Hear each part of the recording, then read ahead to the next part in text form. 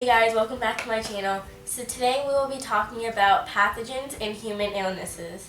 Again, this material is from the Holt McDougall Little Biology book. The key concepts for this chapter is that germs cause many diseases in humans. The main ideas are germ theory states that microscopic particles cause diseases. There are different types of pathogens, and pathogens can enter the body in different ways. So let's go over the vocab. The first vocab word is germ theory. The germ theory states that diseases are caused by microscopic particles called pathogens. The second word is vector. Vector is an organism, such as a mosquito or tick, that transfers pathogens from one host to another. What is a pathogen? A pathogen is an agent that causes disease. So now let's go over the lesson for this chapter. A disease can be either infectious or non-infectious. Infectious diseases such as flu and polio can be passed from one person to another because infectious diseases are caused by germs. In contrast, cancer and heart diseases are non-infectious diseases. These are called non-infectious diseases because they cannot be passed on or infect a healthy person. Non-infectious diseases are not caused by germs, but from a result of a person's genetic or lifestyle. The other hand, infectious diseases can be passed on from one person to another because they are caused by germs. A French scientist named Louis Pasteur helped make the connections between microorganisms and disease. He called his theory the germ theory, which proposed that specific microorganisms cause diseases.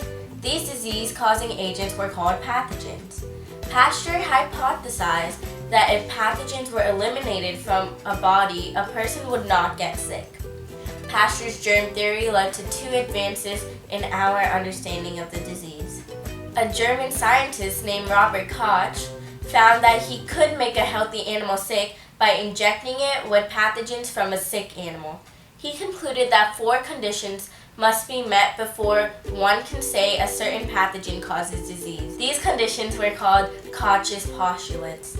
The first postulate was that pathogens thought to cause the disease must be present in every case which the disease is found. The second postulate was that the pathogen must be isolated and grown outside the body in a pure, uncontaminated culture. The third postulate was that healthy animals infected with the pure culture must develop the disease. And the last one was that the pathogen must be re-isolated and cultured from the newly sick animals and must be identical to the original pathogen.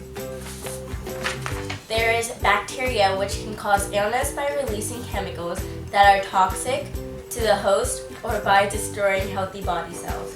There are viruses, which are disease-causing strands of DNA that are surrounded by protein coats.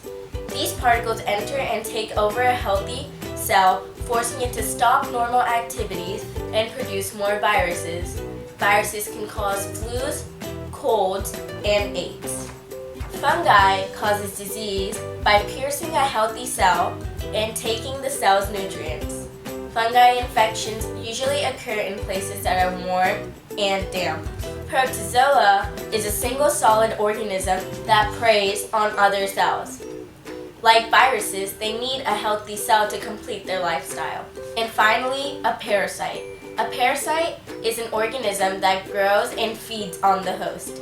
Some parasites kill the host, others drain the body's resources without killing the host. Pathogens can enter the body in different ways. Pathogens that are spread by direct contact can survive on non-living surfaces. Other pathogens are spread through the air. When you cough or sneeze, you release droplets into the air around you. Other pathogens are spread by vectors. Insects are examples of vectors. Insects can transmit bacteria and viruses and also produce protozoa. Well, that is the lesson for today, guys. I hope you guys understood this chapter, and remember, to be healthy and sick-free, make sure to always cover your coughs and sneezes and always wash your hands before putting something into your mouth. And I hope to see you guys next time.